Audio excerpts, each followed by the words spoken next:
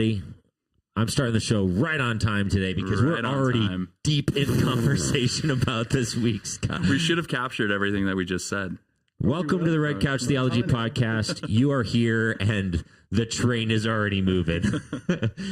I just said probably 30 seconds ago, we should have this argument on air. Now we're gonna.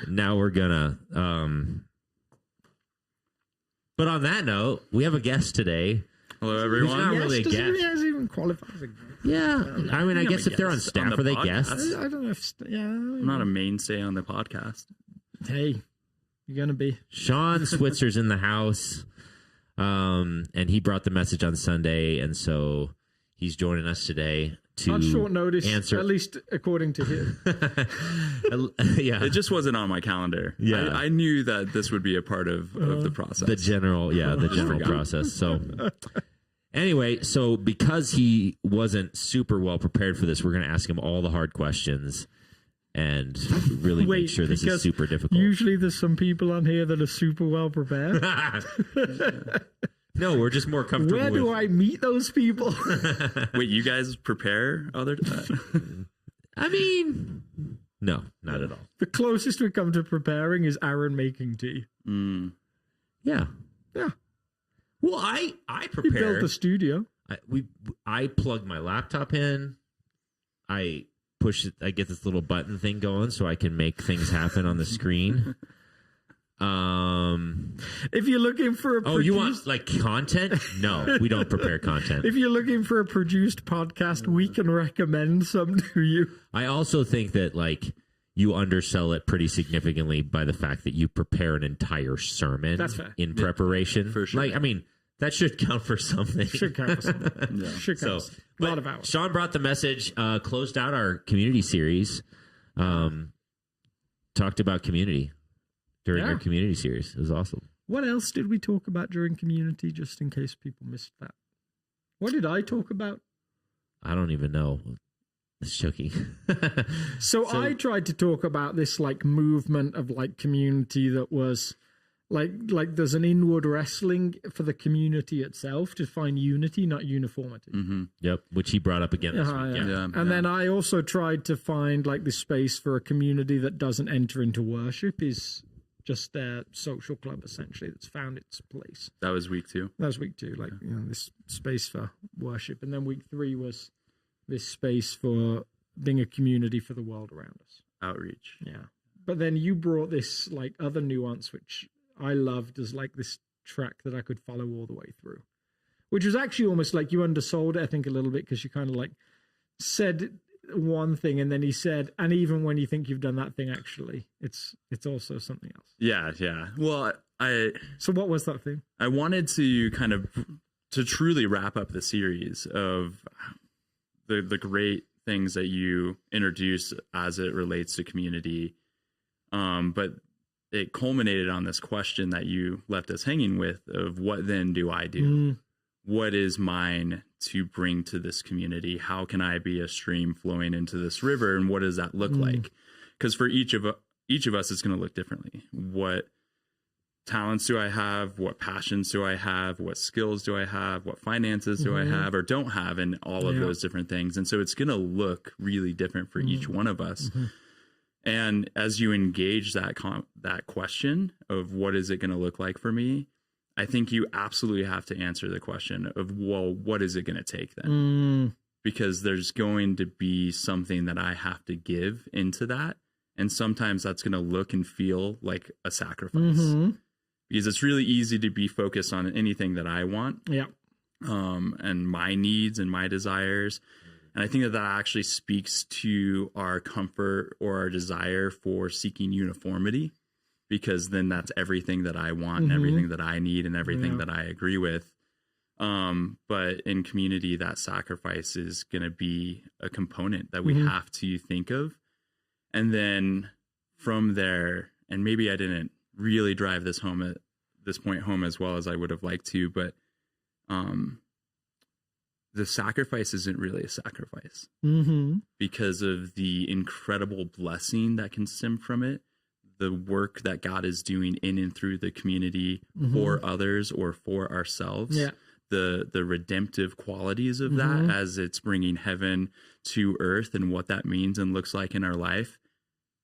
That is what I wanted to land on. That's the culmination of community. And there is that sacrificial component of it, but I think it can transform we can transform our mindset around it being a sacrifice to being like, okay, well, what am I actually getting in return? Yes. And that blessing is worth the investment. And so that's kind of how I wanted to drive things home. So I always think that like, just as a theological point is interesting, because I do think I completely agree that sometimes the thing we think is a sacrifice is actually returned to us in better ways than what we've sacrificed. I mean, I think of like Jesus' statement that give and it will be given unto you, like shaken up, pressed down, like, in full measure. Do you think that's a guarantee? I think that's like well, I think sometimes we've heard messages, gospel messages, perhaps like prosperity messages that have said something like that, right? Like give and you'll get more in return. Give financially, you'll get more finances back. And actually, bizarrely, sometimes like that does happen. That's a great question and a really great point, and not what I'm trying to say at all. Because that's an easy, or I can see why it's easy to go there when you think about a specific sacrifice or one specific instance in which I am giving something up, and then, for the sake of community, what tied to that specific decision am I going to get back? And I think my perspective is more lifestyle and, pouring into and pressing into the community that God would have for us. And at like the greater kind of like overarching meta component of that, instead of isolating it to individual decisions and components of it, more like what does all of it culminate in? And if that is my viewpoint of it, and I'm not thinking about individual decisions, but I'm thinking about God's work in my life holistically, then yes, the blessing is going to be great. And I can confidently say that.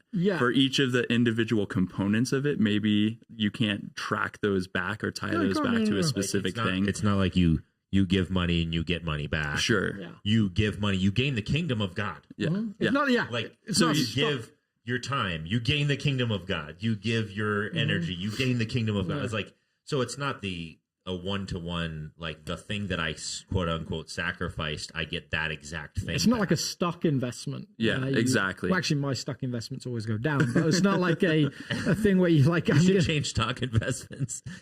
It's not like this thing where I'm like, no, I'm betting on this and I'm going to get this thing back. It's like it's a trust thing of like the things that I receive from this are actually surprising. And it's not looking at those individual investments and did it go up or did it go down, but looking at the whole portfolio of like what is it that you are investing into and what is the return on that.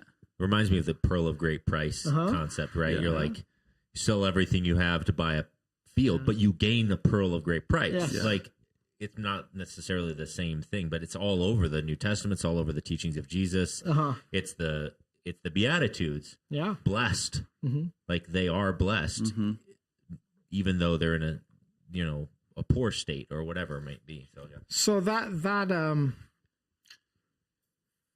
I think that for me raises this question of like, is that hard for people because we don't really value, like to your point, like if you say the thing that you get back is the kingdom of God, like, is part of the struggle for people that we don't actually always value the kingdom of God. Like we actually value the money we have in our bank account. We actually value the time we have that we get to do what we want. Like time you expect to have for yourself, that's taken away from you is like one of the most frustrating things humans experience. Like I was going to get like 5 minutes to sit and do whatever. Depending on the like I thought on the I was hierarchy. I thought I was gonna have this chunk of time, and then it's like, nope, you're doing a podcast. Wait, who did that happen to? Like there's things that we value that we have, surprisingly highly. and actually like giving them up is actually for a lot of people this big risk. And it's only really if you value like obedience to the kingdom. I think that, well, is that something that's connected to kind of the immediacy of it and how tangible it is in the moment? I think so, yeah. You know, kind of like the questions around health and the decisions that we make. And it's like, I know like longer term in my 70s, I'm going to appreciate if I make this decision now, but right now I really just want that burger or whatever it might be. Yeah. It's kind of that concept where it's not as much undervaluing the kingdom of God, but the nearness and the immediacy of it isn't as tangible to us in that moment. Yeah. So then that time or those finances feel more important to us. Yeah, I think it's that sometimes. And I also think it's a complete misconception on what's going to provide our basic needs. Because we do, as human beings, we do have basic needs. You know, shelter and housing and relationships with other human beings. And as these complicated creatures that we are, our perception is like we want safety. We want, like, you know, again, I just playfully mentioned Maslow's hierarchy of needs, right? We have these needs. And the world says the way you get those needs is work really hard, fill up the bank account, look good so that people like you, talk good so people like you, so you have relationships with other people, gain influence and power. That's one way to create safety. And then we're like, okay, so I do actually need these various different pieces of infrastructure to be a healthy human being. And the world says, this is how I get it. The way of Jesus just says to get it in a different way. It's to enter into community. It's to follow his way. It's to surrender and trust that his kingdom will provide for those basic needs. Or even doing some of the exact same actions that you previously described, but with a wildly different heart and like motivation and intention behind it.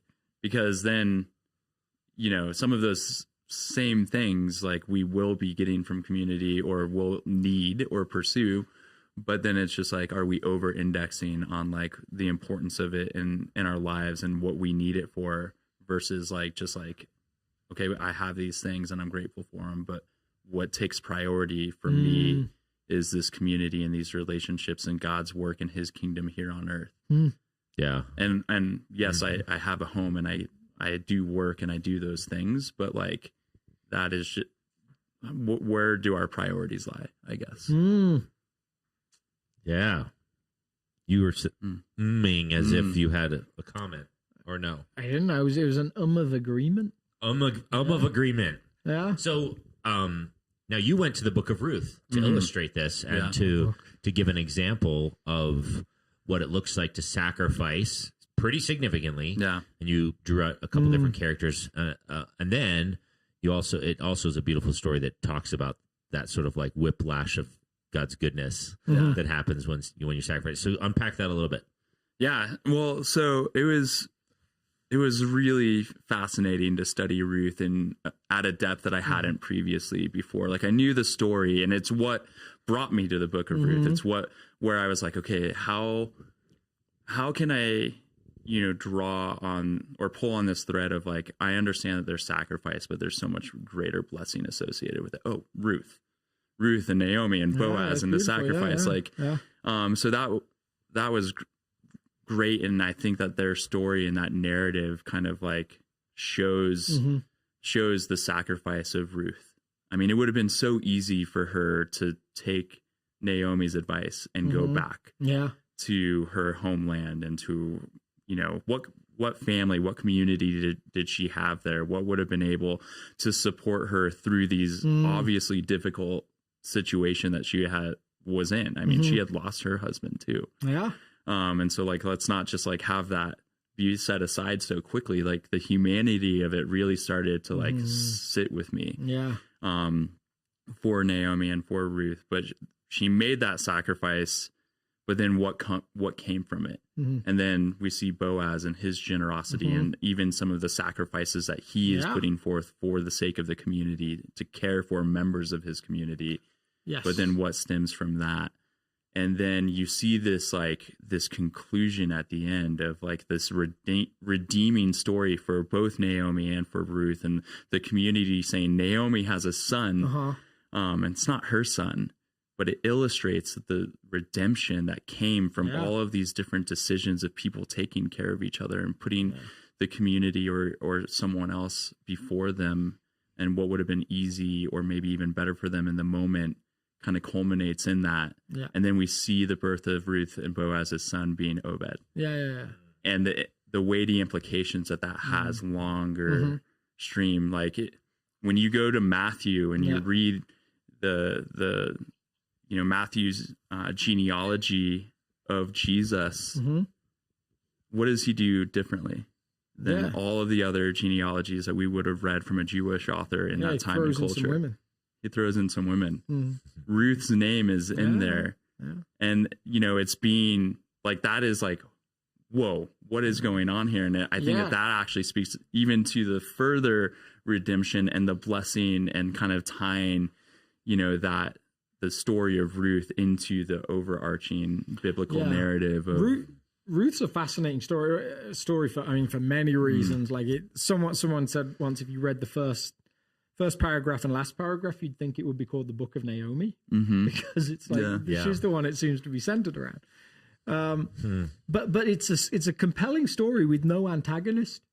Like the antagonist at best is life. Yeah, is death. That's still an antagonist in narrative. Yeah, totally. It can be, but it doesn't usually make a compelling story. It's in actual fact, like you think some of these stories, like you don't like the movie Twister. Like if we were, it has an antagonist. Does it? I don't know. I haven't seen. Looking guy Gary Yules. I've never actually seen it, so I don't know what I'm talking about. All right, carry on. So I think there's like one of the reasons someone said that the Voyage of the Dawn Treader, the C.S. Lewis story, never made a good movie was because there was no antagonist. Like the journey itself is the antagonist. It doesn't there's nothing to root against. And the Book of Ruth is weirdly like that. There's only like the trials that they experience. Well, like if we were to adapt the Book of Ruth into a movie, like one of the artistic liberties that we might want to take is that while Ruth is gleaning in the fields, like some other character comes and tries to like actually, take advantage of her or whatever, and then Boaz has to come riding in to save the day.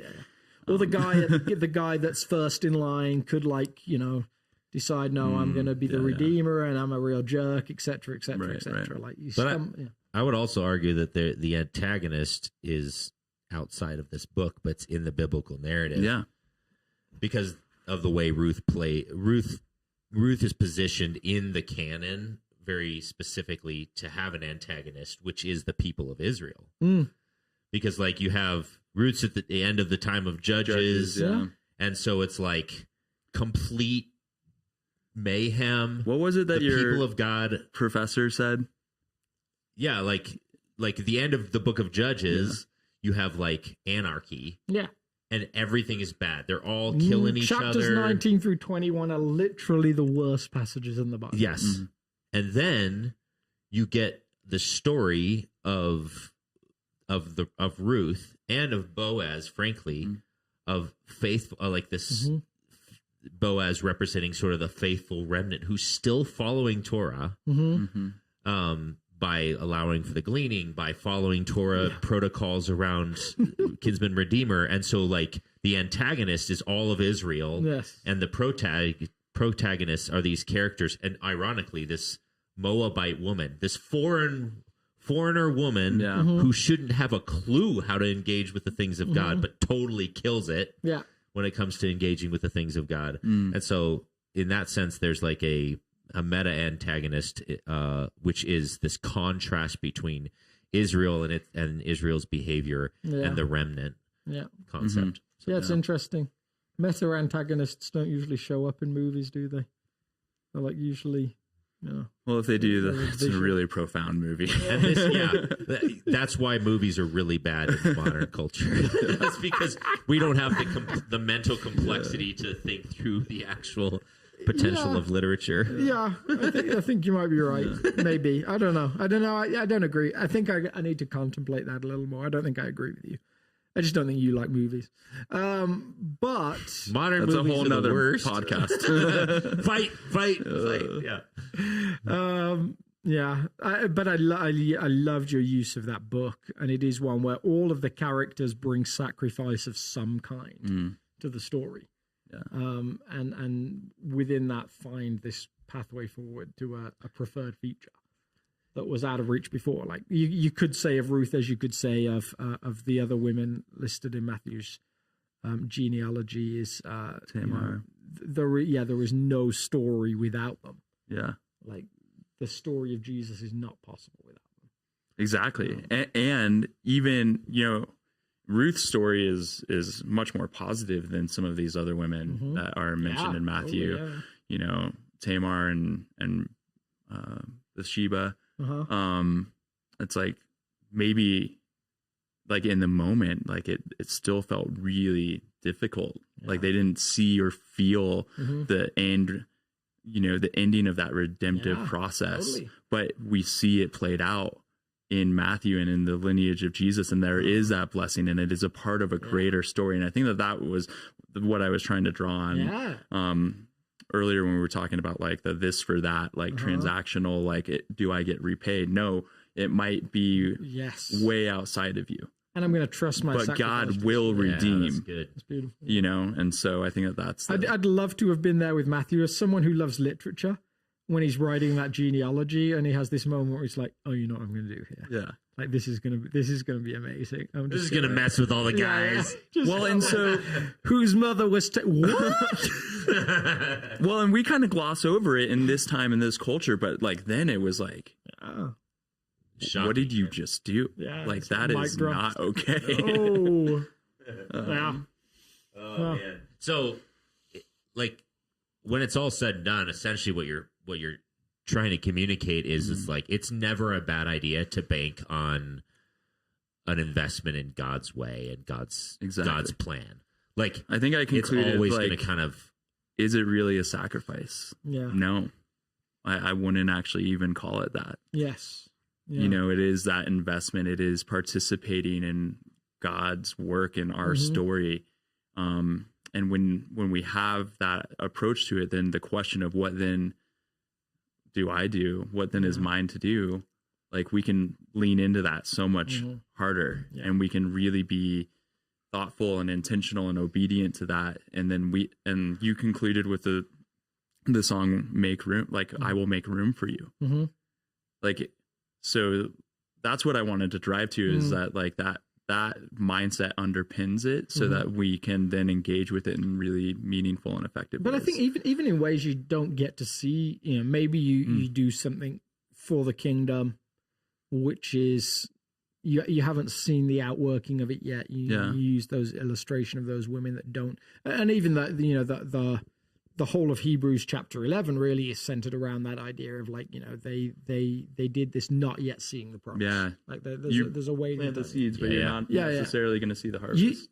I still look back at my like 40 odd years and 20 something years of following Jesus, like intentionally and passionately. There's never a time that I can look at them like, I wish I hadn't sacrificed like that. I wish I hadn't given that for the kingdom. Right. Like it's a rarity, and actually, like I almost don't want to profane it by talking about something as mundane as financial returns, but it's something that like all of us think about in different ways. And like maybe you like me have had the experience where you've bought like something as an investment, and it jumps up like crazy, and you're like, should have put more money into that. Like, why didn't I like? I even joked, you can find a way to be. Yeah, I even joked about this at the annual general meeting when we had a large gift as a church. I joked about putting it in Bitcoin. Yeah, and had we done that, it would have like tripled at this point, or double, or something like that. Yeah. So like every one of us has that feeling, and I think somewhere what Jesus says is like the moments that you hold back from the kingdom on an eternal level will have some regret of. I wish I'd gone in more. I wish I'd gone in more on that. Not I wish I'd gone in less. Like I wish I'd gone long on the kingdom of God Totally. with every ounce of my being and every resource I Why didn't I trust my gut? Yeah. Should have done that. Yeah. Why didn't I listen to the Holy Spirit? That's awesome. I think that's the potential. Not that we'll one day, and people talk about this regularly, don't they? They talk about things that no one regrets when they get to their last breath on this earth. Mm. No one regrets time spent with family. Yeah. No one regrets like the times that you said no to the extra hours at work. Yeah. No one regrets relationships. No one regrets community. Yeah. Whereas many people regret the times that they held back from those things. The times where they said, no, I've got to spend another 6 hours at the office. I got to do this. It's just fascinating, really. So I think one of the challenges of like preaching a subject like this is every time you illustrate and give an example of it, people are like, oh, that's what they mean by sacrifice. And then they say, well, that's just not me, or that's, and I know you wrestled a little bit with some of the illustrations you wanted to share. You kind of teasingly joked, self-deprecating about your vacuuming obsession. And then, which then maybe the risk of it is like someone's thinking, well, I don't vacuum my floor. Am I not sacrificing for Jesus? Which you like tried your best to articulate. That's not what you meant. Right. But like, why is it that we can't think complicated about our own, what sacrifice would look like for ourselves? Because it's easier if someone tells you, just do this, and this is what this it's is like. the formula. These are the things that you ought to do in order to engage with community well. It's X, Y, and Z, but it's not that straightforward. It's not that simple. Every community is different. All the relationships are different, and you are different. Like you are a different variable in that formula.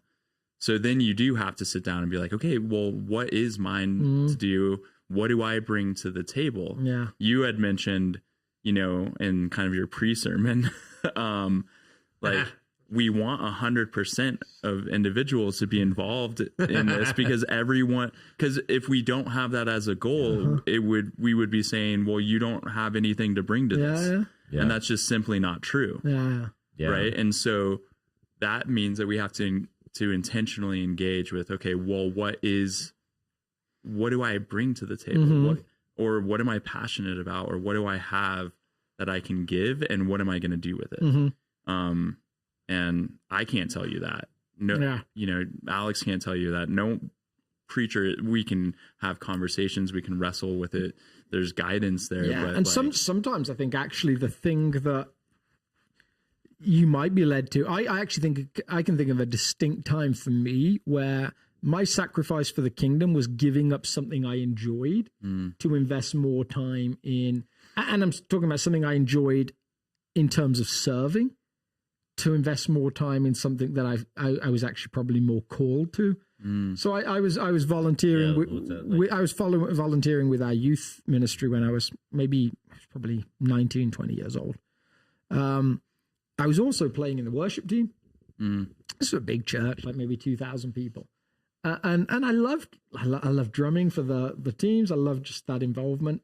But I was starting to get this sense of actually working with young people was maybe something that I was gifted at and had some room to grow in. With the best will in the world, I was not the best drummer. I was like fourth string, but they still found a place for me. Maybe second string, I can't remember. But I remember the youth pastor I worked with coming to me and saying, Alex, like, I actually feel like this is time to let this go.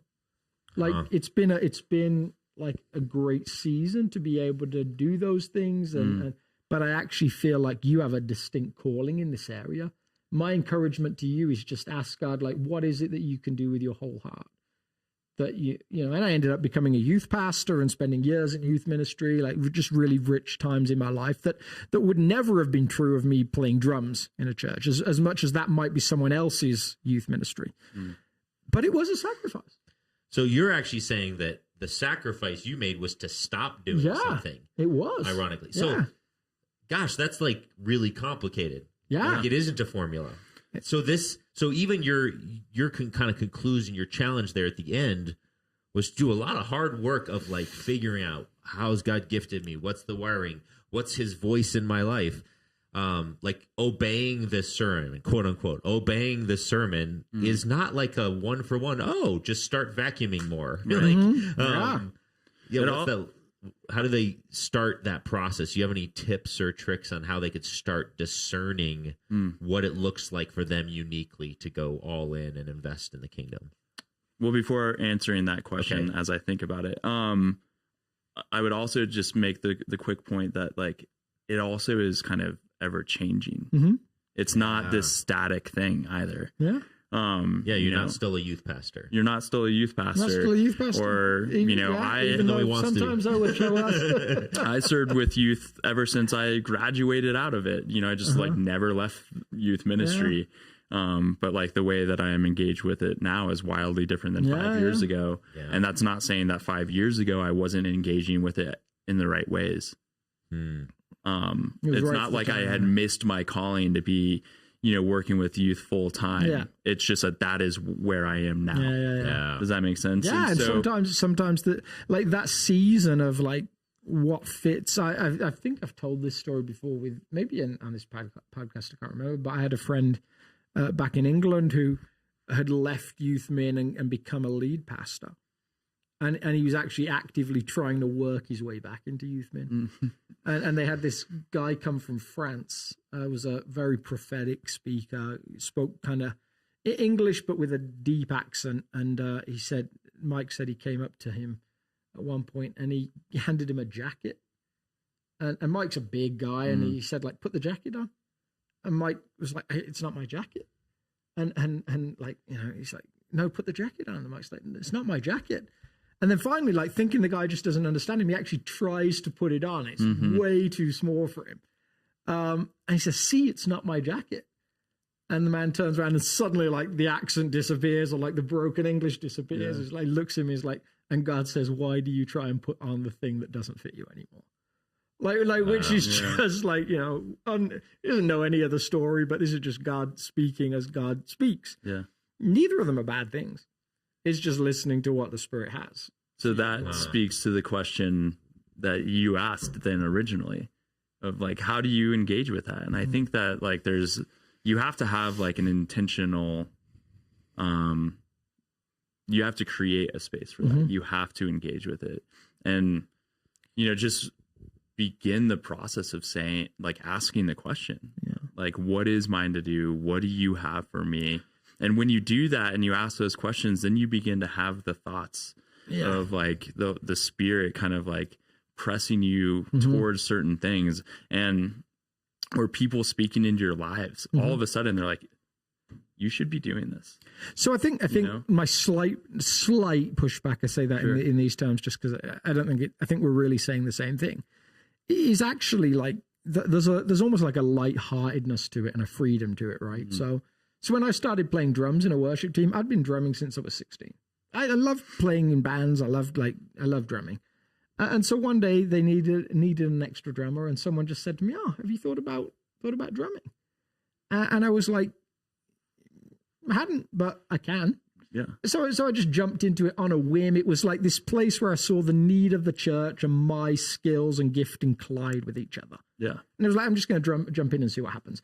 Hilariously, when I first turned up to the first practice, the main worship leader of the church himself was a prophetic kind of guy. He saw me walk in and he looked at me and he was like preacher, right? You're like, what is it, like third generation, fourth generation? He just got a sense of the calling even before I'd even done it. So like there was like those little things going on there that were just kind of quirky. But I drummed for 2-3 years and it was great. And I used my giftings. The church was richer for it. And then there was this movement where God spoke and I moved into something else. So I'd almost hate to see people say, I'm going to spend the next 6 months asking God what I should be in and overcomplicate it. Like, what are you passionate about? Where have people seen gifting in you before? And we have needs as a church. Jump in and get involved. Yeah, this is one of the tricks of like discerning God's will is I think we put so much weight on ourselves that we're going to get it wrong. Yeah. Like investing in the church and in your relationship with community and loving people. Like there's like right off the bat, you can tell God's will is that you love mercy and walk humbly with your God. End of story. 100% of Jesus followers, that is God's will for your life. To consider others as better than yourselves. 100% of like, so there's a bunch of stuff we can get after today. Yeah. Without considering our wiring and our background and stuff. So in that sense, there's like a playfulness, and we could just kind of dive into the deep end real quick. Yeah. But there's also like this prayerful saying like, all right, God, is there something in my backstory? Is there some unique gifting that I have that I am not bringing to bear in this season that I could bring to bear? And that might take some silence and some solitude, some consulting with community. Yeah. Or just even like a willingness to engage in that process. Right. So like, there, as you just mentioned, it can be really kind of like easy, straightforward, or it could be like this big decision that like requires a lot of prayer and discernment and people speaking into it. But the thing that is common to each of those is even just like asking the question of what is mine to do then? Because I think that there are some people who just don't even want to ask that question. Yeah. And so maybe that's the first step, right? Yeah. If you're not even considering, okay, well, what should I be doing here? Because your entire focus is, primarily on self and what you're seeking and what you're trying to achieve or what you're trying to gain, or whatever. Or like other I guess to your earlier question, the starting point is just right there. That's the question. Yeah, and I think that we have almost lost, and I think the church I grew up in did this really well. I almost longed to do it as well as they did. Like, serving was just held in really high honor there. It was a privilege. Like, we just caught that for whatever reason. So you see that occasionally in American churches, but maybe more rarely. There's actually a Muslim background believer that comes to South who's like, just, if you know him, if you see him, you know him. And he comes to the food bank occasionally, and he said to me the other day, he said, is it allowed for me to serve in the food bank? I'm like, what do you mean allowed? Like the culture of American churches is often like we just like we feel like you're beating people into service. Can you? Yeah, could you just give us half an hour? Can you succumb to this obligation? And he's like, would that be okay? I'm like, yeah, it would be okay. So even if I'm still shopping here, I'm like, yeah, definitely. Like we would love to have you. Yeah. So that cool. Like that recognition. I was trying to look up a passage surreptitiously. I'm blanking on where it is, but David says something like, "I'd rather be a doorkeeper in the house of my God, than something. It's like this sense of privilege, of what it is to serve the kingdom of heaven in this place. Yeah, that maybe we need to try and recapture in some way. So we do have a question. Yeah, and I think it connects to a lot of this because it's centered around like, and it's also partially what we were having a debate about before the show started. Introverts and extroverts in community. So let me read this question, and then we can just dive into this because I think it affects like the uniqueness of each person and how they show up trying to live into everything we're talking about is challenging. And this is one example. I've appreciated this series on community. I have another question for both of you, Pastor Alex and Aaron, but Sean's joining us today as we talk about unity in the podcast today, Thursday, September 5th. Excuse me as I burp. And that would be the question of how extroverts and introverts can work in unity in the church. Because the impression that is given sometimes is that if you're not as enthusiastic as the extroverts, then you're not as valued for ministry. When introverts are just as important for those kinds of ministries that are behind the scenes and those that require more upfront presentation. Case in point, one of the people I'm in group with didn't understand why I didn't want to respond to their extroverted proddings to talk in the group. In a private exchange later, I helped them understand that their polite prodding only made me a semi-introvert, uncomfortable, and not more willing, but less willing to talk or participate. That was the revelation. That was a revelation to them. This kind of thing, when presented in the church can cause uniformity rather than unity by to be the exception rather than the norm. Something to consider. So you kind of get the idea. The question buried in there is like, what is this dynamic in community between extroverts and introverts? Are extroverts better in church than introverts? Ready, set, go. No. Cool. So end of story. And I guess it requires me to expand on that. But like even in the example given in the asking of the question, like I can see the answer kind of woven in there, in that like that individual's participation in the conversation of enlightening the individual about like how that made them feel is important to the fabric of the community that they're engaged in and that they're living in. And so to say like, I think kind of implicit in there is like this like thought or feeling that maybe like an introvert doesn't bring as much value or worth to a community than an extrovert. But that was value in helping one person understand other people better. There's value in that. Yeah. And so like, and also how are we defining community? Is community, a large group of people at a big event or a Sunday morning gathering, or is that a component of community? Or is community the private conversation they had after? Exactly. I don't want to miss the fact that that is also living in community, that is living in relationship, that is bringing your thoughts and feelings and skills and giftings to all of those different facets of life. And sometimes I think that we can think of community as like this big gathering of lots of people, but that's just a component of it. Like community transcends that in so many different ways. It's in the small groups, it's in the coffees, it's in the one-on-one conversations, it's in the big events, it's in the relationship that I have with a good friend of mine, Diego, who is here right now, who has very much been a part of my community since I was 16 years old, even though he lives in Central America. Like all of those things are working together, and we engage with them each a little bit different and independently. But then that makes up the whole fabric of what we know as community, and how that community has an impact in our lives and how we have an impact on that community. Well said. Yeah. Alex disagrees. No, I don't. It's not that I disagree. I do wonder whether, often I think people don't understand extrovert, introvert in terms of definitions. And that sometimes I wonder if they're the most helpful. Yeah. I think like sometimes they can be used as an excuse in unhelpful ways. They can. And so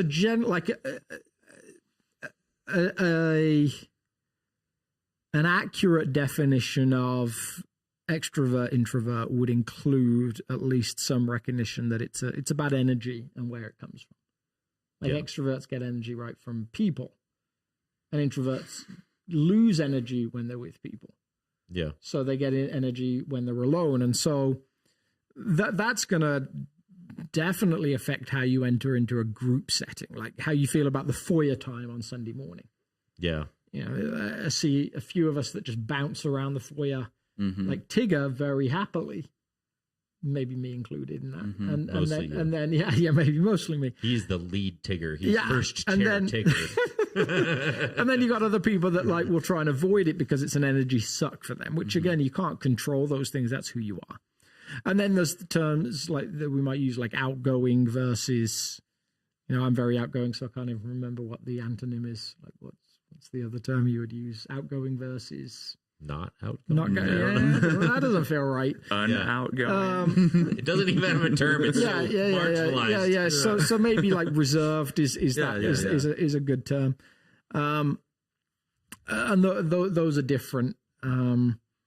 They're not so much about energy, but just about your natural tendency and how you appear in a certain social setting.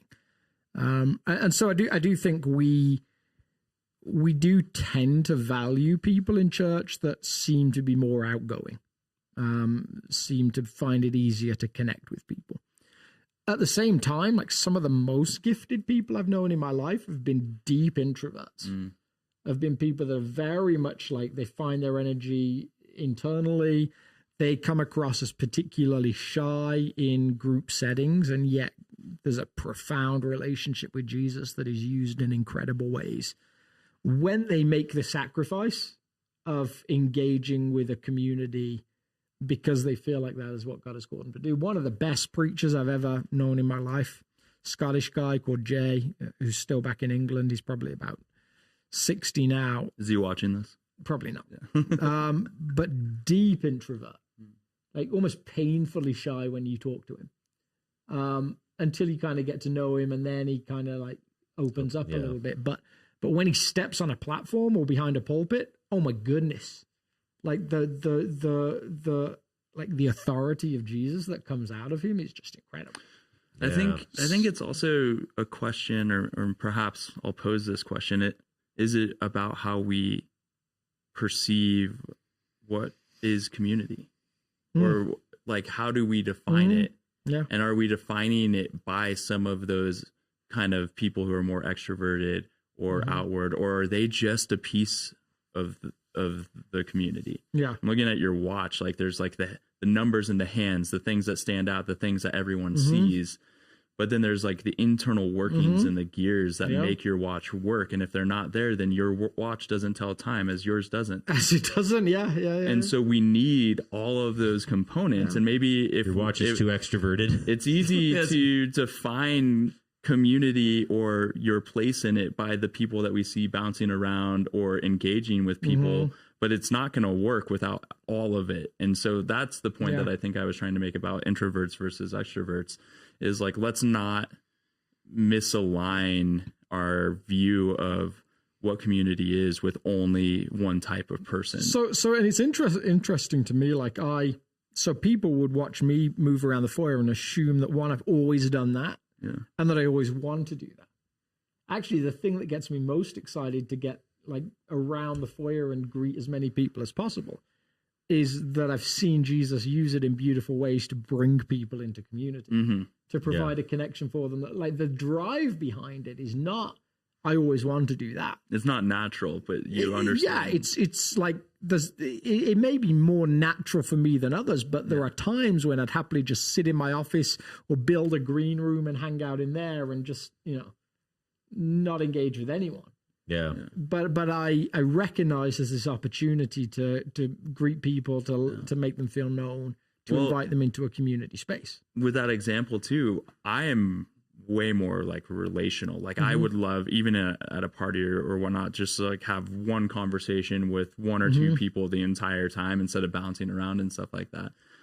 But kind of from your example, even in the lobby and stepping into this position, I recognize that that's not what is most beneficial to the larger group from me in the position that I have, to just stand off in the corner and engage one person. So I've kind of like adopted some of what you're doing, because that is what the community needs from this position of like going and seeing how everyone is, checking in, introducing, welcoming. And so like that is a change.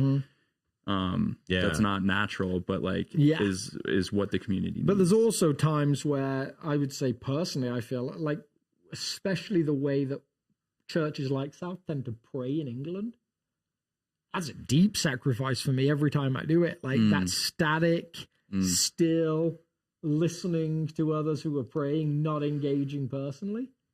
Every time I do it, I'm like, oh my goodness, this is like excruciing.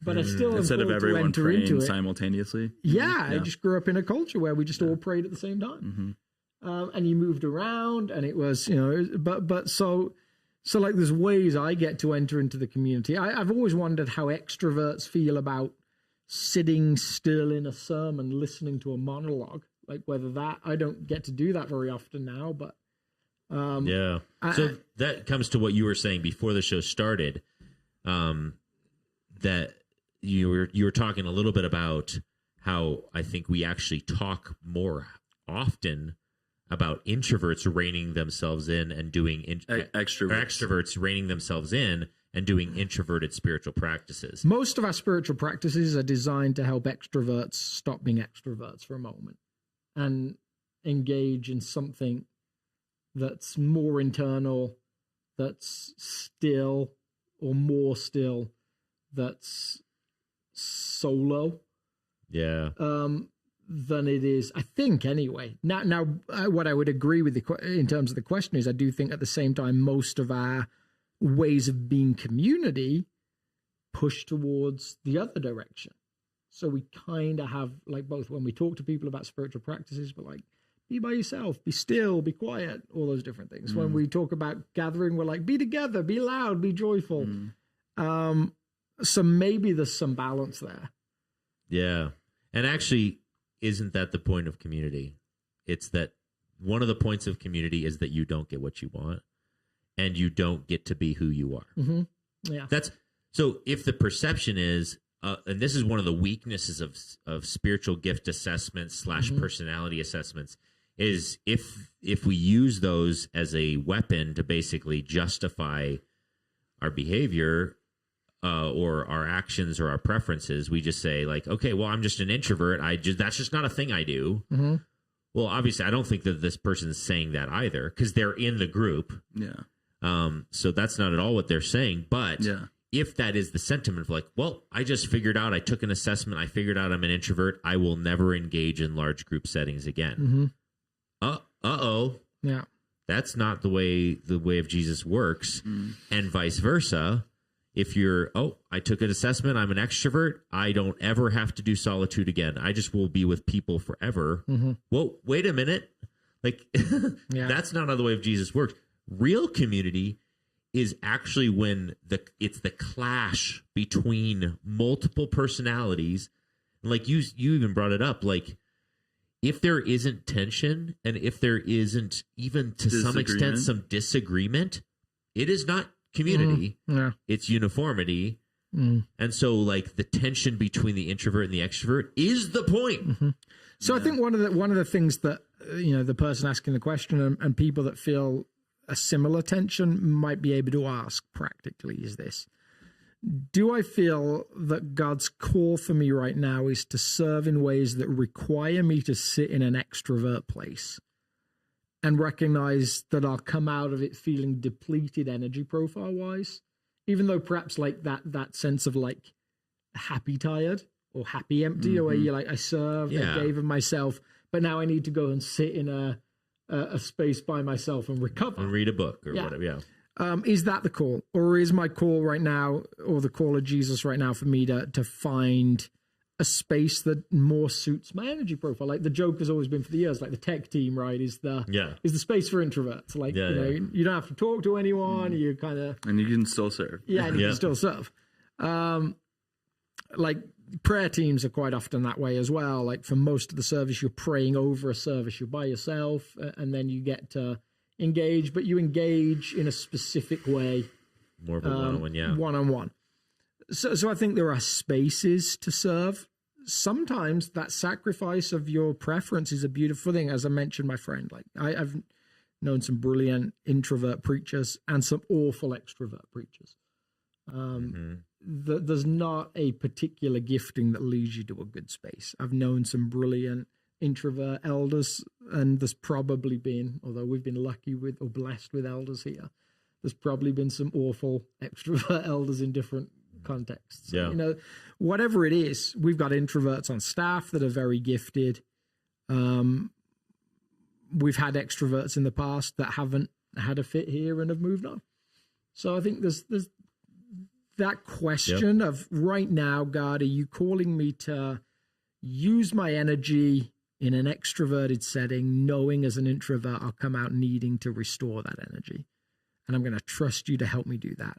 Or right now, is my call from you to find a space that suits an introvert to serve, and they exist? And vice versa, to the extroverts out there, you might need to say, like, I'm going to actually do a silent retreat. It sounds like gouging my eyes out with a dull spoon, but I'm going to do it so that when I show up into my community, I'm no longer as toxic, and I don't, and I notice the quiet, and I don't just bowl through them with my energy, and I show up with a little bit more self-awareness because I'm not just whatever it may be. So like both need to move towards each other, and in a healthy community, the call is not to just own your extrovertedness and just live there every single day. You've got to find silence and solitude. It's probably one of the most valuable spiritual practices for you. For the introvert, that's like the default mode. That spiritual practice may not be what God's asking you to do. A spiritual practice for you might be to say, all right, Lord, I am going to show up, and I'm going to try and show up with a little extra energy in the community environment, because you've been pouring into me all week during some more solitude moments, and I have a voice to bring that this community needs. I love that. And both of them have to adjust to each other. And I think there's three kind of extra. You've done a silent retreat, right, John? No. No, you haven't? Well, I mean, I haven't done one at a space for silent retreats. I've done them by myself. In the woods. So I think we've all found like this richness to them. That was almost surprising. Yeah. Like and it's still like, every time I get to somewhere like Sacred Heart, my moment of entry in is like, oh no. Like, there's nobody here that wants to talk to me. Nobody cares who I am. There's a sense of dread on the drive in. And then there's this like, oh, thank goodness. Like this relief and joy. And I think that summarizes kind of like what we talked about this week, and kind of swirling all around it. Like the spirit of that question, the spirit of what I'm talking about, isn't necessarily introvert or extrovert. It's asking the question, recognizing that there's going to be a component of discomfort or even sacrifice associated with it. But when you step into that and you make room for God in whatever ways he's leading us, then there's a blessing that comes with that and his good work through community, through our, each individual, through the community and its impact on us. And when we make room for that and we understand that his purposes and his glory are good, that's what we're called into. And it's not going to look the exact same for every single one of us, but the call is the same for each one of us. Beautiful. Awesome. Well, thanks for hanging out with us today. And on that note, thanks for on a last minute notice jumping in with us. Absolutely. Yeah. Well, last minute notice just because I didn't actually plan. Well, thanks for tuning in. Like, comment, all the things that you're supposed to do when you're on the internets. Compelling ask. Way to go. Yeah, man. I don't care. You guys, I care that you're here, but I don't care the marketing side. All right. We love y'all and see you next time. And I've got to find the button.